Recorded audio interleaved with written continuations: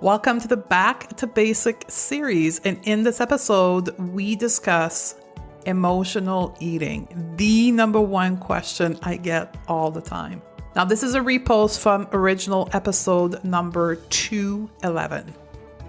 We are taking a break from creating original episodes for the Beyond the Food show for the period of July 2020, while we work and concentrate our creative juices to create a revolutionary project, something that will change life and change the industry.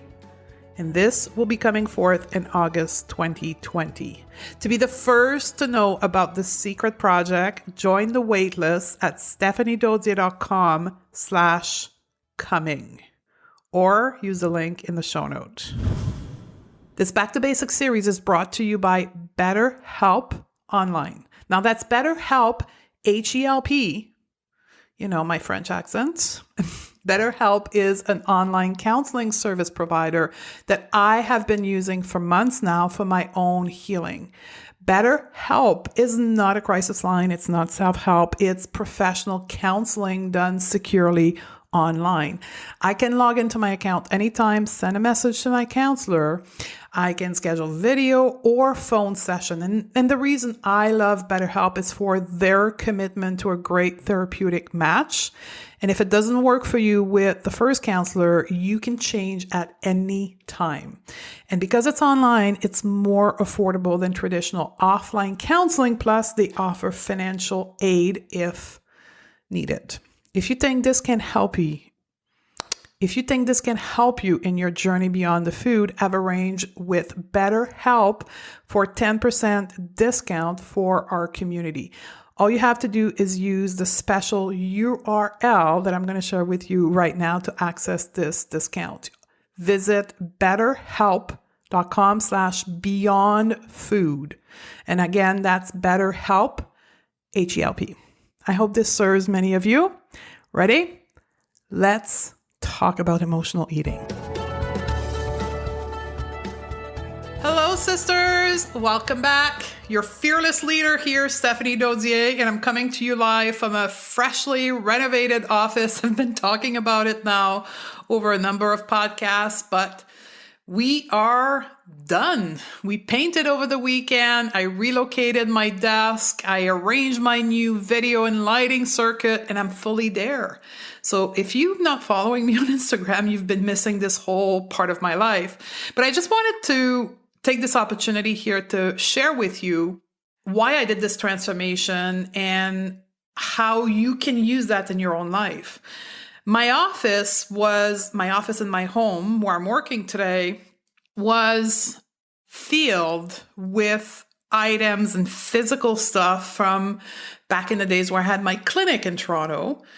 And I had moved the furniture, not all of it, because the clinic was obviously too big for what I could fit in a 10 by 10 room. But whatever was in that office was all from the days I had a clinic. I still had all the books and the referral material. I still had supplements and all of that.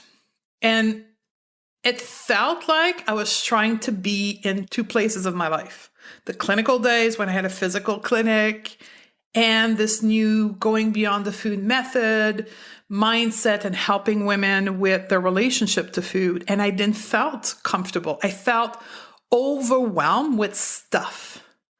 And purging my office, like literally purging the stuff in my office, has been the most powerful professional experience. It's like I finally left behind my clinical work and moved in fully into this new world. I've let go to make space for new opportunity, for new direction, new avenue, in this case, my business. But what can you learn from that in your own life? It's about making room in your life, purging. And the best example we can take that to is our closet, right? How many of us hold on to the different sizing of clothes, old clothes? I know my mom was about holding on to clothes. She paid a lot of money in case they came back in fashion 20 years later. Like, we hold on to stuff. And honestly, it's in the feeling of fear, right? So when we have the courage to let go, we open up for a lot of new things coming to our life. So I want you to take that away. Like, what can you let go of things wise in your life to make room for what's could be coming to you new in your life? And the word courage is something that you're going to hear me talk a lot ongoing. And I just want to introduce you to a new program that I'm launching for 2020, all around that word courage. And the program is called Conquer 2020 and Thrive. And this program is a high-end, high-touch, exclusive coaching program where I'm going to take 10 women on a journey of courage, on a journey of letting go, on a journey of application of the going to beyond the food method, but in a very intensive way. Because what I'm finding, the more I do this work and the more I apply the going to beyond the food method, is that the secret sauce in it all is when we are able to find our power back. Be the empowered women that we are meant to be, but that we are scared of being. Because when we put the finger or the blame on our body as to why we are stuck, why we are not moving forward in our life, and we make excuses for not being in our power, and we're spending all this time spinning our wheel, dreaming of the moment that our body, that our relationship to food and relationship overall in our life will be just at the right place so we can finally be in our power. What are we missing in life? Now, diet culture wants us to be small, wants us to play small. Because when we play small as women, we are not disruptive to the patriarchal society that we live in. Now, again, being in our power as women means feminism. It means standing up in our truth. And diet culture doesn't want that, because diet culture wants us to play small, stay small, and keep fueling the business of weight loss. Because when we are not the confident, empowered women we are meant to be, we do not disrupt. We do not challenge society. We do not grow ourselves, our business, our family, our relationship. We stay small. Conquer and Thrive is about being the light in our own life. No longer waiting of our body, no longer waiting of having the perfect relationship with our partner, with food, but instead taking action right now, taking our power back right now from diet culture, standing together in that small group of curated women to show each other the path to courage. So Conquer and Thrive is a feminist movement. This is the next expansion of myself, of Stephanie. This is how I live my life. But I've kept it under the radar, right? Because I didn't want to disrupt. I just want to disrupt you. I just want to disrupt the movement that I was trying to be. And then I realized that I was hiding who I was. And yes, I'm a feminist woman. I've had a career of glass breaking, ceiling, of kicking patriarchy in the butt. But since I've been doing this work here as a clinical nutritionist, I've kind of put that aside. And I want to bring that back forward. I want you to come on this journey with me. I'm going to use the B word here. So if you have children around, cover their ears. I want you to be the kick-ass bitch that you are meant to be, just like I am.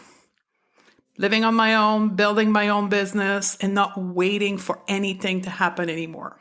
So if you are interested in taking this journey with me, very, very small group, you can go to the show notes, Conquer and Thrive 2020. This is by application only. So I'm going to have interview with everyone that applies, and I'm going to make sure that I'm the right fit for you and that this program is the right fit for you, because this program is going to be high gear, very intense. So there has to be the space in your life for you to do this work with me, and you have to be ready. And on the reverse, you can ask me all the questions and make sure that I'm the right fit and that this program is the right fit for you. So it's an interview based, application first, interview, and then I select the women. And then the goal is to start in January with a goal setting workshop. So that means I'd like to have all the interview done in the month of November and starting to do some pre-work right before Christmas. So if you think that that's right for you, I would welcome your application. And I wanted to do this interview, not this interview, but this podcast today, because one of the foundational aspects of being in our power to conquer, to thrive, is to see our relationship to food and our body as a gift, is to be able and willing to change the glasses that we wear. And that's how I'm going to determine if women are ready. Because if you come to this interview with, no, I still have to lose weight. Like, I want to do this program because I want to lose weight to be in a thinner body, because when I'm in a thinner body, and you're just repeating diet culture, then you're not ready. I want women who are saying, F diet culture, I'm ready to do this work. Show me how to do it. And the first step is to change your perspective on the relationship to food. And in the context of emotional eating, that means seeing emotional eating as a gift. So here's what we're going to do for the next, hopefully 25 minutes. I'm going to give you some context on emotional eating, and then I'm going to answer a question about emotional eating, because this is a huge topic for all of you. On Instagram story, I opened up the box about emotional eating question, and within 24 hours, I was flooded with question, which is amazing. And I welcome all the question, but that tells me this is a deep, deep, deep issue that we all need to bring forward to the table and do the work. So I have answered a few questions today here, and the remainder question were answered on Instagram stories. So if you submitted a question and you don't see it here on the podcast, go on the stories on the highlight reels. For those that are on Instagram, you'll know exactly what I mean. I've saved all my answer for you. So let's start with the basic. What the heck is emotional eating? Most women can relate to emotional eating in some way. So 99.9% of us are emotional eater. Is when we use food beyond physical hunger. Anything that we eat beyond feeling hungry can be categorized as emotional eating. Now, if you, quote, want to think about binge eating, you want to think about overeating, these are all under the umbrella of emotional eating, because you are responding with food on something else than hunger. Now, emotional eating is prevalent in women, and part of that is because we are more emotional than men. Now, this is a debate that we can have between men and women, but I strongly believe that we as women, and science is also demonstrating that we are more sensitive to emotion, which is the base of emotional eating, than men. So just want to clear out the distinction between emotional eating, binge eating, and overeating. And I want you to think of it as a continuum, okay? So when we eat for non-physical hunger condition, we trip over into this new continuum that's called emotional eating. When we eat to suit an emotion, right? Emotional eating, and then you have towards the I want to say and without labeling it, of the continuum, the binge eating, right? And I'm going to give you 3 little questions to help you understand that. But binge eating involves eating a large amount of food in a short period of time while feeling a lack of control. And that's critical. Binge eating versus emotional eating, we feel out of control and it's a large amount. Where emotional eating, and you'll see in the question, is often described as mindless eating. So it's not a large amount of food. It's just bringing food to our mouth, right, when we're not hungry. So there's 3 questions you want to pay attention to start navigating this continuum. How else are you coping with difficult emotion? Is food the only way, or you have other methodology?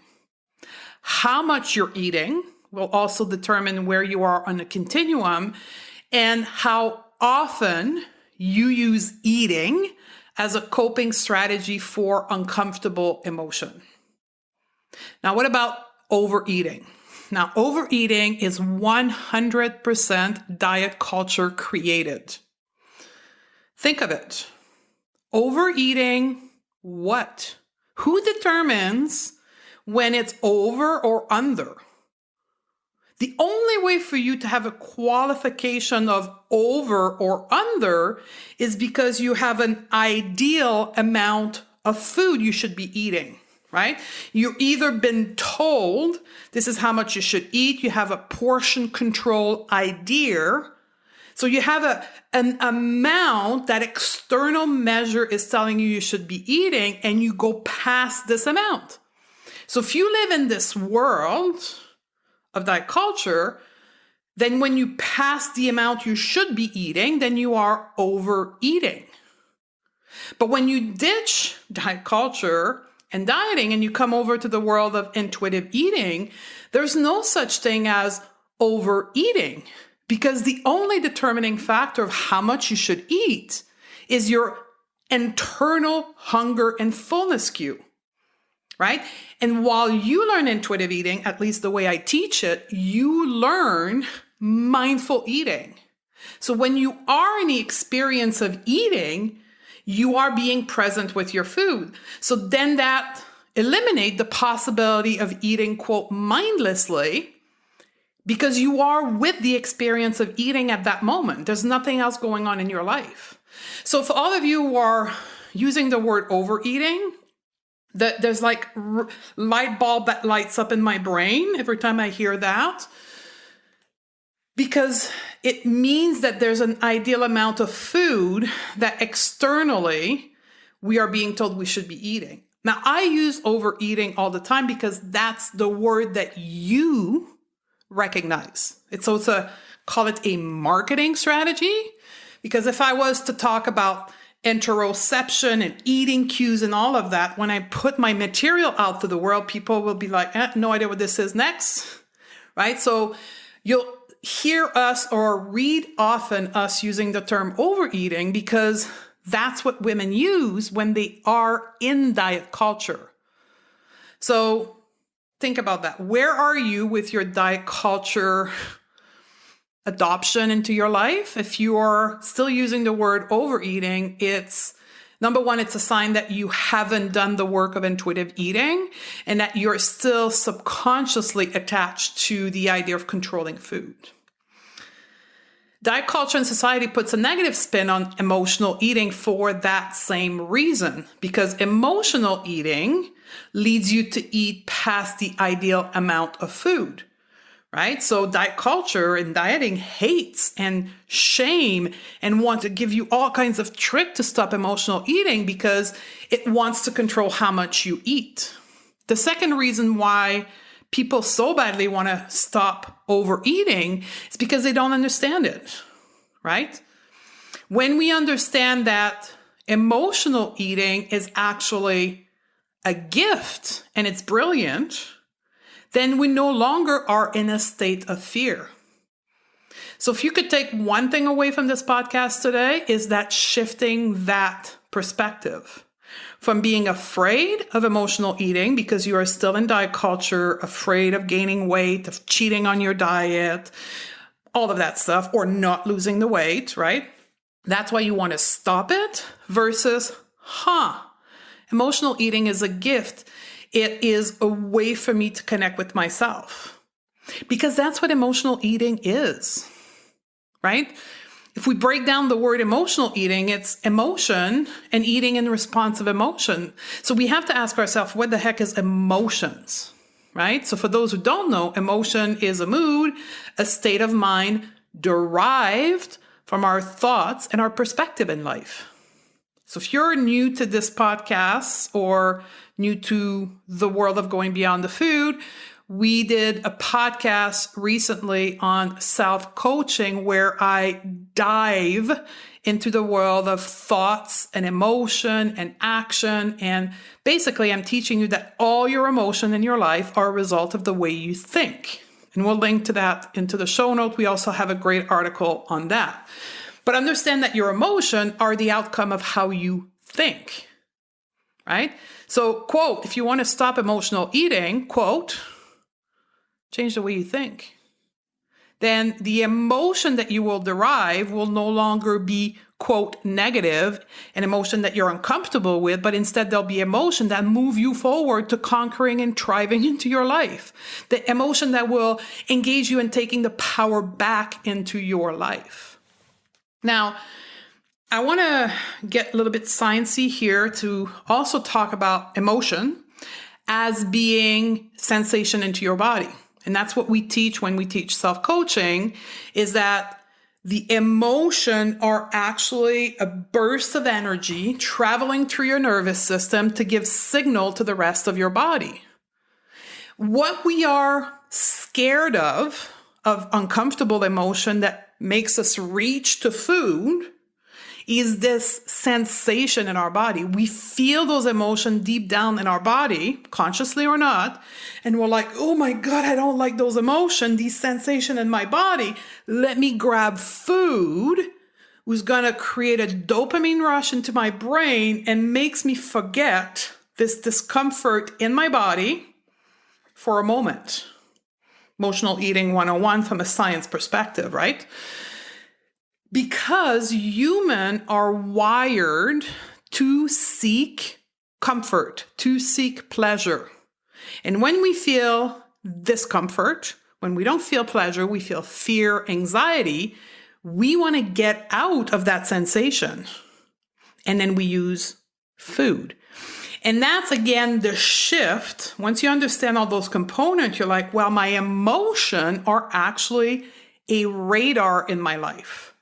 The gift of emotional eating is this ability to see through life using our emotion without being afraid of our emotion. So let me put that into a different perspective.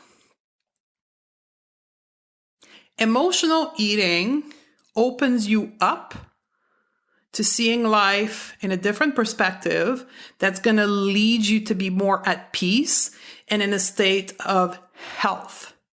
Because emotional eating will make you see your emotion and will make you see, well, when I think this way, when I do this, I feel anxiety.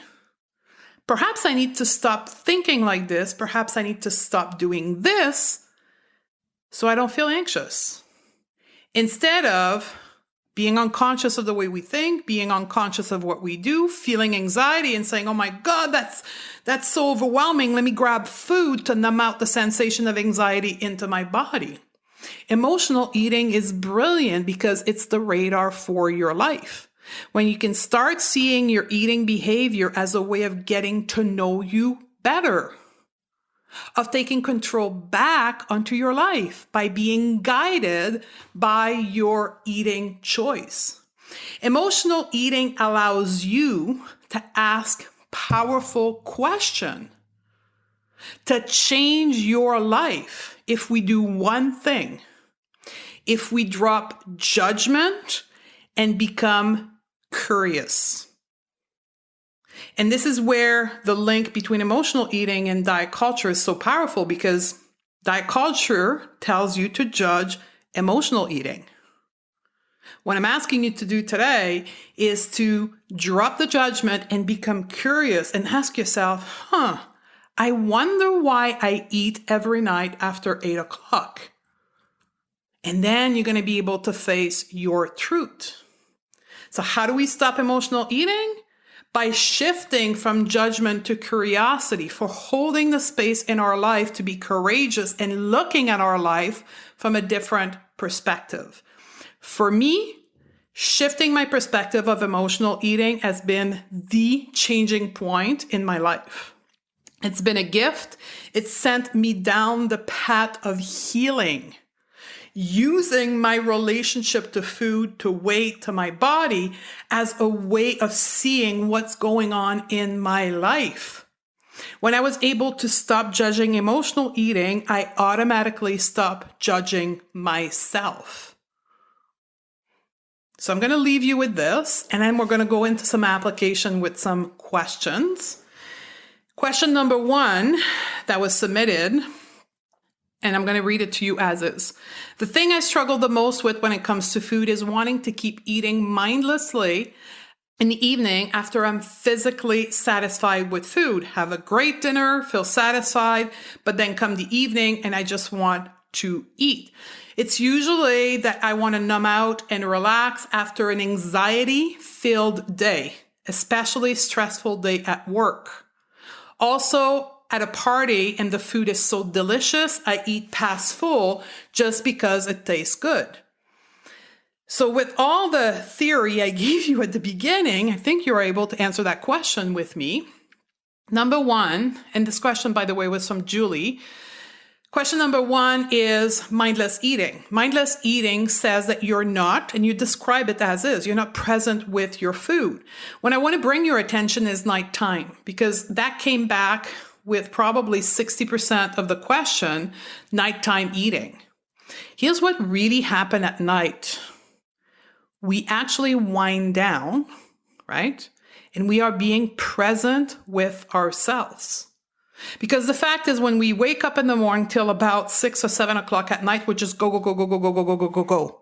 And if you don't have a practice of mindfulness throughout the day, you're not present in your body the whole day.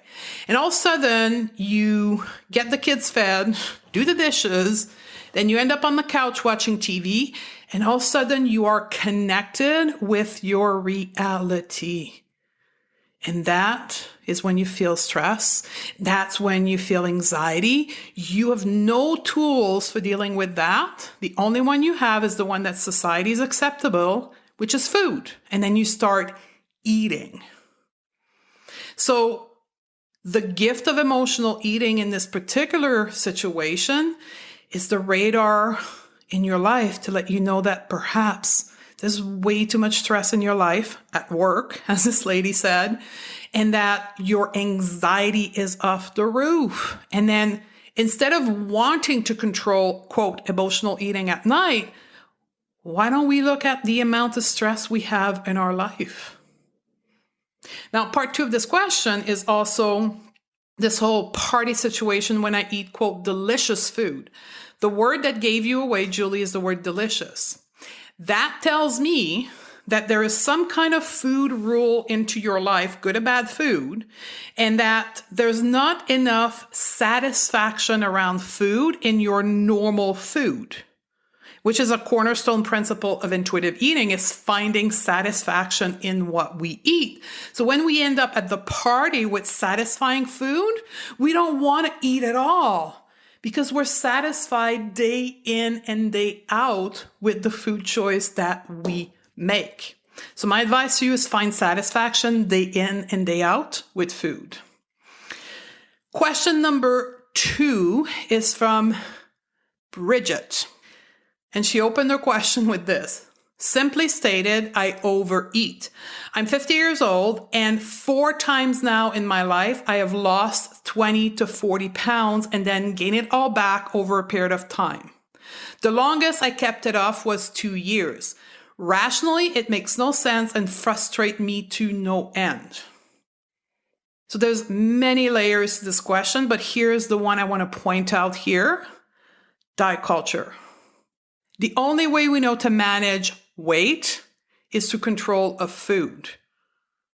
And that's what this entire question is centered around, right? Is weight, body, body, body, body. Not about, wonder what's not working. Like, she's 50 years old, so she's had 30 years of conscious adulthood living, perhaps 30 years of dieting. She's repeating the same pattern 4 times, and she's clearly saying it's not working, yet she's repeating it. Not asking the deeper question, wonder why it's not working. Your body will keep doing that, Bridget, and all of you, because dieting doesn't work, right? So these messages of weight regain and overeating are just that, messages that things are not working in your life. And restriction will only create even more overeating. When we restrict, we automatically trigger our reptilian brain to want to eat everything that's restricted. So the gift of emotional eating here is that diet don't work. And the body messages you're experiencing are pretty damn strong. What if you drop the fear of weight gain? What would happen? What would you discover about yourself? All the things, I can tell you because I lived it. When I dropped dieting after 25 years, I was forced to see all the other aspects of my life that I didn't have time to look at because I was so obsessed with weight, body, and food. And when you drop this obsession, you create a whole bunch of space into your life to improve your mental, your emotional, your spiritual well-being. Will that lead to a weight loss or weight gain? Perhaps, we don't know, but it's irrelevant because you are able to find your power, your happiness in these other aspects of your life. The next question is from Barbara.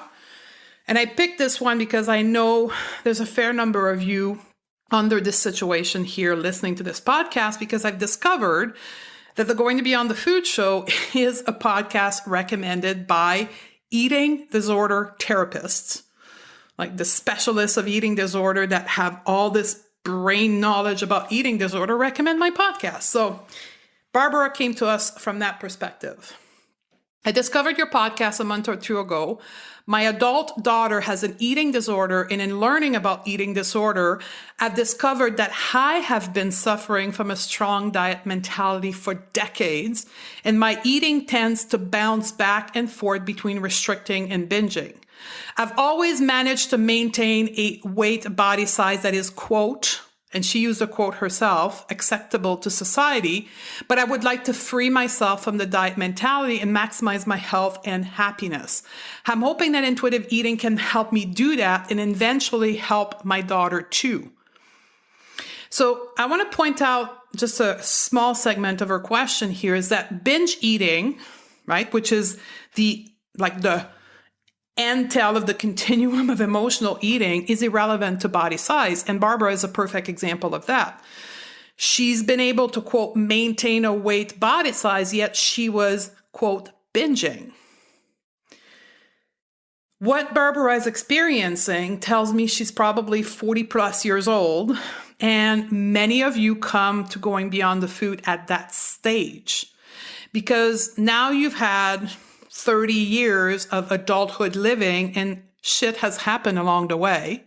And often a massive trigger moment for her adult daughter's disease has triggered her to look at herself, her life in a different perspective. For me, it was ending up in hospital and being diagnosed with a bunch of chronic condition. But for many of us, unfortunately, we have to wait till there's such dramatic event in our life. And that is the gift of emotional eating. If we, at 20 years old, 25, we were taught to look at our relationship to food as a radar for our life, what would we have avoided? What would we have done differently if food, body and weight wasn't dictated by how diet culture wants us to see it, but instead as a message from our body. The gift of binge eating in this case is the power to ask for help. And that's why Barbara is here. And hopefully Barbara will come into one of our programs so we can support her with a structured approach that she can in turn teach to her daughter. The power of asking for help is the gift of binge eating and even emotional eating. And that she can in turn, and she fully acknowledged that in her question, I have to heal myself first so that I can pass on that gift to my daughter. These are all the gift of emotional eating if we're willing to look at it from a different perspective. Last question. Gaudy, and I'm hopefully pronouncing your name right, Gaudy. My biggest struggle with food is the negative emotion I find I am using to identify with it. Reoccurring sessions of binging are more common, and every time the feeling that I'm getting is that it's a way to punish my lack of effort. Low motivation, low focus, yo-yo dieting, constantly being on and off the wagon, recalibrate, start again, quit again. These are becoming predictable scenarios that always end in a guilt-loaded session of binging. Meanwhile, the feeling of loss and despair keep increasing. It's been a 5-year journey. I lost 70 pounds and gained 30 of those back. I am terrified of gaining all of it back. I feel desperate for a solution. This question is beautiful because she has her own answer in the way she formulates it. She fully knows, right, that her relationship to food is emotional. She fully can see the dieting cycle. So Gaudy, you are like, quote, an advanced ready student. Like you are so ready to go beyond the food. It's unbelievable because you see all of this. But although you see it, and many of you see it, the fear of our body image, of our self-reflection, of gaining weight is so potent for you that you don't want to take action on what you know is right. I see that every day. And I know I'm going to see that to all the women that are going to apply for Conquer and Thrive 2020. I know when I'm going to ask women, are you ready to gain weight? Because that's my quiz question to know where you are in the spectrum of diet culture. And the answer I know is going to be 90% no. Some of them will be say, I'm not ready, but I'm okay if I have to do it. Just show me the way. Right? And that's okay. That's what I'm here for. But she says it here, right? She's terrified. That fear, Gaudy, is what's driving the emotional eating, the binging, the repeated cycle. So what you have to work on, and that's the gift of emotional eating, is the fear, is doing the work that the weight gain and the way your physical body is will no longer trigger fear in you. And guess what? Emotional eating and binge eating will drop like magic and you'll be able to feed yourself intuitively and live other segment of your life with that same integrity into your power in that same state of intuition. Because you will no longer be driven by fear. And I can guarantee you if I was to talk to Gaudy alone, there's other part of her life where she lives out of fear instead of love. And that's the gift of emotional eating. One last question, and I promise we're done. Maria says, I think my biggest struggle with food and eating is that I have always had an unhealthy relationship with it. It's a control tool. It's an emotional crutch. It's a punishment for me, each depending of where I am at this time. And I picked this question because it reflects another segment of you where you are, quote, labeling your relationship to food as healthy and unhealthy. And if that's you, that means that you are still judging your relationship to food instead of seeing it as a gift, as a radar of what's going on into your life. If you had emotional intelligence, the ability to regulate your emotion, you weren't afraid of, quote, negative emotion, you were able to navigate all kinds of emotion, then you wouldn't use food to control. You wouldn't use food for an emotional crutch, because being anxious is just an emotional burst, right? I have tools that I know how to use. I use journaling. I have a meditation practice. I know how to breathe, like all kinds of tools that I can tap into. And I can, quote, ride the wave of my emotion and anxiety, and it's just going to pass. Because the truth is, all emotion are just a wave. They come in and then they leave. Anatomically, that's what a burst of energy is in your nervous system. It doesn't stay there. The only reason why emotions stay stuck in your body is because you keep repeating the thought that created it in the first place. Going beyond the food, right? Our relationship to food is not about food. It's about how we think and how we engage with our emotion. So the gift of emotional eating in this case is about changing the narrative around food. And then having the power to go beyond the food and educate ourselves around other ways of coping with our emotion, becoming emotionally intelligent, changing the state of our thoughts so that emotion comes back to just being a radar in our life. So I'm going to leave you with this. The gift of emotional eating is all about the way we choose to look at emotional eating. You can choose to see emotional eating as something to destroy yourself with, right? Or to empower yourself with. That it is emotional eating, binge eating, overeating. It is simply a message from your body to let you know that there's something to be looked at, to be investigated, to be understood in your life.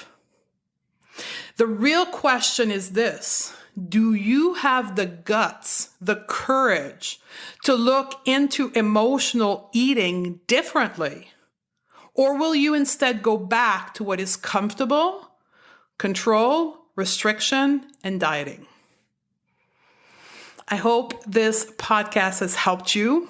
If it is, please leave us a review on iTunes, Stitcher, whatever device you're using to listen to the podcast right now.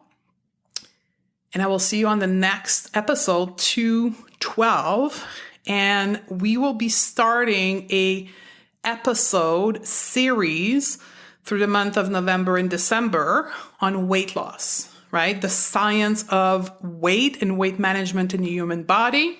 The next episode will be answering the question, but I need to lose weight, right? That's often what I get when we talk about food, but Stephanie, I need to lose weight. My doctor told me so. Episode 214, we'll talk about set point and the science behind set point. 218, we're going to talk about BMI. That's going to be very interesting.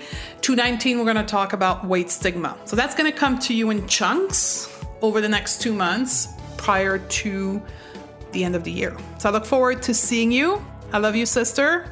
And I'll chat on the next episode.